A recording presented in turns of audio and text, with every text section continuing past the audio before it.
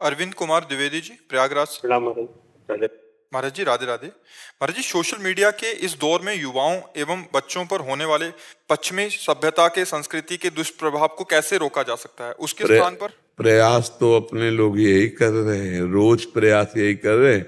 और हफ्ता 10 दिन में एक बार तो ये चर्चा चली जाती है, बॉयफ्रेंड गर्लफ्रेंड और लिव इन रिलेशन की। भाई ये बहुत बड़ा जहर है।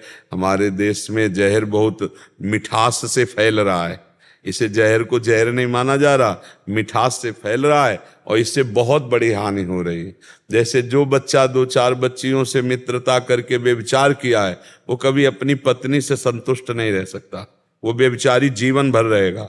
और जो बच्ची ऐसे आचरण करती है, वो कभी अपने पति से संतुष्ट नहीं हो, वो 2-4 मित्र करेगी। और जहां ऐसा परिवार होगा, उस परिवार की हालत क्या होगी? सोचो कि उस परिवार की हालत क्या होगी जहां वो देख रहा मेरी पत्नी किसी और से, मेरा पति किसी और से। वो परिवार ही क्या होगा? वो बिखरा हुआ परिवार का स्वरूप हर समय जलन और अशांति पैदा करेगा। तो ये हमारे देश की परिपाटी नहीं है, ये बाहर ऐसा भले हो, लेकिन ये बड़ा पवित्र धर्ममय देश है। यहाँ तो एक बार जिसका वरण कर लिया, दुख सुख सहते हुए पूरा जीवन निर्वाह कर दिया। तो ऐसा हमारे समाज का स्वरूप था कि एक बार जिसका वरण किया, चाहे वो पत्नी हो चाहे पति हो, तो दुख सुख जैसा भी स्वभाव एक दूसरे का, वो सहते हुए पूरा जीवन आनंद पूर्वक निपटा दिया। अब तो ऐसा बहुत कठिन हो रहा है।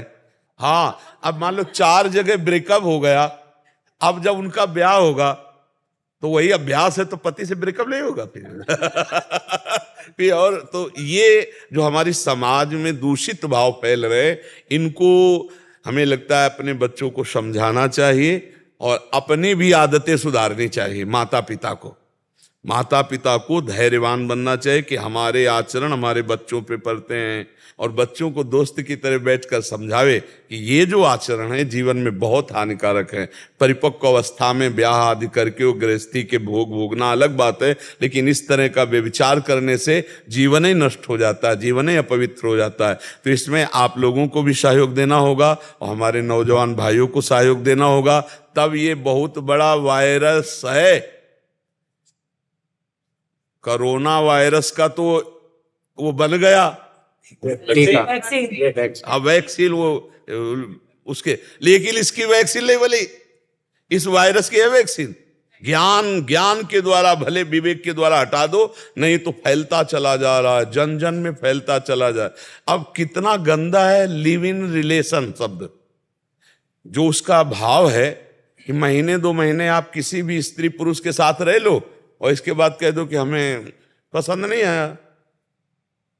बाजार की तुमने चीज समझी है क्या? अब उसका तो जीवन खराब हो गया, अब वो कहां जाए? तो लेकिन वो भी ऐसे, यही तो होता है अर्थ ना लिव इन रिलेशन का, कि आपका जब तक मन हो तब तक आप बने रहो साथ, हो जब मन नहीं तो आप हट जाओ। कोई आपके ऊपर सरकारी कानून भी नहीं कि आप क्यों हट रहे हैं। क्या यार, वे विचार के कैसे मन की उत्साह देने वाली ये सब बातें। ऐसा नहीं। हमारे यहाँ बहुत पवित्र माना जाता है कि स्त्री पुरुष बड़े पवित्र भाव से जब पाणी ग्रहण लेते हैं तो जो संतान है वो राष्ट्र भक्त भगवत भक्त। ऐसे अब जैसे आपके संस्कार फिर कूड़ादानों में संतानें पड़ी देखी गई, बच्चे बच्चियां कूड़ादानों में, छोटे छोटे नवजात शिशुओं को लोग फेंक जाते। क्यों फेंक गए? यही लिव इन रिलेशन, यही गर्ल फ्रेंड और बॉय फ्रेंड का जो नौटंकी नाटक है ना, यही है इस अपराध का जनक, यही है इस अपराध। क्योंकि अगर आप धर्म पूर्वक संतान उत्पन्न किए होते तो आप बैंड बजवाते कि बालक हुआ है, संतान हुआ है। ये छुप के कूड़ेदान में फेंक आने की, जो आज तो तुम कूड़ेदान में फेंक आओ, कल जब पैदा होगा तो तुम्हें कूड़ेदान में फेंकने वाला बनेगा। जब आप घर गृहस्थी स्वीकार करोगे ना और बच्चा होगा ना, वो जब सयाना होगा तो फुटपाथ में फेंक आएगा, तुम्हें कूड़ेदान में फेंक आएगा। क्योंकि अवश्य में भोक्तव्यम कृतम कर्म स्वा, अब तुम देख नहीं पा रहे, चलने लायक नहीं रहे, तब कूड़ेदान में फेंके जाओगे। इसलिए बहुत सावधान, ये जो आपराधिक प्रवृत्तियों का जनक है। अच्छा, इसमें बहुत से अपराध होते हैं, हिंसा भी होती है। अब उस बच्ची ने देखा कि वो बच्चा दूसरे से प्यार कर ले, अब वो उससे बात करेगा, मान लो उससे बात की और कहा अगर आप उससे प्यार करोगे ना तो हम ओपन कर देंगे। अब वो फंसा के उसको मारेगा कि कहीं हमारी बात ना ओपन हो जाए, या वो कि हमारी कहीं, तो वो अपने शरीर को, ये बहुत तरह से हानिकारक है, ये लोग समझ नहीं पा रहे हैं। इसमें हमारे बच्चों का जीवन बर्बाद है, हमारी आगामी जो पीढ़ी है, ये यही बच्चे हैं, ये बहुत हानिकारक होगा। पर वो कैसे, काफी तो समझ रहे हैं जो नए सत्संग सुन रहे हैं, क्योंकि कई ऐसे बच्चे मिले जिन्होंने कहा कि हम क्लब जाते थे, क्लब जाना छोड़ करके अब हम वृंदावन आते हैं, रात में दर्शन करते हैं, आपका एकांतिक सुनते हैं, हमने सब आचरण सुधार लिए। तो ऐसे सत्संग सुना जाए और आप लोग भी सहयोग करें अपने परिवार को सुधारने का, तो इस भयानक दोष से बचा जा सकता है, नहीं तो बहुत कठिन है। ये दोष बड़े भयानक दोष है, इसलिए पहले से ही सावधान। अच्छा, बच्चे इतने स्वतंत्र हो गए हैं कि माता पिता का कोई अधिकार नहीं मानते हैं। इसके अलावा महाराज जी, छोटे बच्चे हैं, मोबाइल लिए रहते हैं, हमेशा उसको देखते रहते हैं और कोई काम नहीं करेंगे, बस मोबाइल ही लिए रहेंगे, उसी को देखते रहेंगे। अब उसमें सजेशंस उल्टे सीधे भी आते रहते हैं, वो देख के उनका, छोटे बच्चों का दिमाग। बिल्कुल बिल्कुल, हाँ, वो तो हम इस बात से व्यथित हैं। हमारे पास 12-12, 13-13 वर्ष के ब्रह्मचर्यहीन बच्चे आए जो शिकार हो चुके हैं हस्तमैथुन आदि का, गंदी बातों का। हमें लगा कि ये बच्चा तो खेलने की उम्र है, तो मोबाइल और दोस्तों ने छोटे, अब मान लो बच्चे, उनको तो खिलवाड़ लग रहा है, वो जीवनी शक्ति को नष्ट करते चले जा रहे हैं, अभी परिपक्व हुए नहीं, तो आंखों से दिखना कम हो रहा है, चक्कर आ रहा है, घुटने दर्द कर रहे हैं, और 15 वर्ष 14 वर्ष 13 वर्ष की अवस्था है जिसमें बिजली का जैसा करंट शरीर में रहता है, वो सब। तो ये कलयुग का प्रभाव है, और सावधानी रखी जाए तो बचत हो सकती है, नहीं तो बहुत जोर से फैल रहा है। एक ही दिमाग में केवल रह गया, रुपया कमाओ और भोग भोगो। आप देखो ना कैसे इन प्रकार रुपया मिले और मनमानी भोग भोगने के मिले, यही जिंदगी ऐसा माना जा रहा है, लेकिन ये जिंदगी नहीं है। विकृति भी है, विकृति भी है। हाँ, वो कल जहां आप बैठे वहीं एक बैठे थे, उनको डिप्रेशन था, वो कह रहे थे हमें डिप्रेशन है, हम बहुत दवाइयां ले रहे, ठीक नहीं हो रहे। हम कहा आचरण ठीक नहीं करोगे तो आपका मन ही आपको डिप्रेशन का मतलब मानसिक दंड, व्यर्थ का चिंतन, व्यर्थ की कल्पना, व्यर्थ की घबराहट, व्यर्थ का भय, यही तो डिप्रेशन है ना। तो व्यर्थ का चिंतन होने का अवसर दिया, आपने गलत आचरण किए, तो इसीलिए आपकी स्थिति। आज से शुरू करो राधा राधा, आज से शुरू करो आप कि अब लो नशानी अब ना नशे हो, और अभी आपका डिप्रेशन ना दूर हो जाए तो बताना।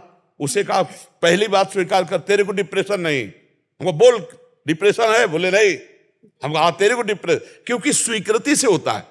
डिप्रेशन क्या होता है? एक मानसिक रोग है जो घबराहट पैदा करता रहता है, व्यर्थ की चिंतन करता रहता है, और वो इतना घबरा जाता है कि उसको लगता है कहीं मैं मर ना जाऊं, और वो मरने का प्रयास भी करने लगता है और घबराता भी है मरने। बड़ी विचित्र स्थिति डिप्रेशन वाले की होती है। और ये होता है आचरण विहीन हो जाना, ब्रह्मचर्यहीन हो जाना, पापाचरण बढ़ जाना। और ये एक के नहीं, बहुत मात्रा में अब बढ़ रहा है। हमने डिप्रेशन तो पहले कभी शब्द ही नहीं सुना था, अब बहुत बढ़ रहा है। जिसको देखो डिप्रेशन में, जरा सी हानि हुई डिप्रेशन में गया, जरा सा प्रतिकूलता हुई डिप्रेशन में गया। क्यों? पावर ही नहीं रह गया। ब्रह्मचर्य को कुछ समझा नहीं जाता, खान पान पवित्र नहीं है, आचरण पवित्र नहीं है, तो मन डिप्रेशन में नहीं जाएगा और क्या करेगा। और अभी सही ढंग से चलो तो भारी से भारी दुख में कोई डिप्रेशन नहीं छू पाएगा। अपने दिमाग में यदि स्वस्थता है तो देखो शरीर की भारी अस्वस्थता कोई प्रभाव नहीं डाल पा रहे। और अगर हमारा दिमाग अस्वस्थ हो जाए तो अभी हम चारपाई में लग जाएं, अभी चारपाई में लगे तो दिमाग स्वस्थ काहे से? राधा राधा राधा राधा राधा। वही हम आपको कह रहे हैं, हर परिस्थिति से लड़ना आ जाएगा यदि आप अध्यात्म में चलना सीख गए। हर परिस्थिति को रौंदना आ जाएगा, रौंदना आ जाएगा। आप सच्ची मानो, हमें कोई परेशानी नहीं, शरीर परेशान है तो हमें कोई परेशानी नहीं, तो शरीर की परेशानी क्या? और अगर हम परेशान हो जाएं तो शरीर स्वस्थ हो तो सब बेकार हो गया। तो दिमाग को स्वस्थ रखने के लिए आचरण पवित्र, आहार पवित्र और आपका विचार पवित्र, बस सब ठीक हो जाएगा। आचरण पवित्र कर लो, आहार पवित्र कर लो, विचार पवित्र कर लो, और डिप्रेशन खत्म न हो जाए तो हमें बता देना, किसी दवा की जरूरत नहीं है। अगर आपका आचरण खराब है, आपका आहार खराब है और तो फिर विचार भी दूषित है, तो डिप्रेशन की दवा खाते रहो आप, लेकिन आप डिप्रेशन से रहित नहीं हो पाएंगे। भगवान नाम जप, भगवान नाम का जितना जप करोगे आप दूसरों का डिप्रेशन ठीक कर दोगे। जपो तो राधा राधा राधा, इसी में आनंद की अनुभूति।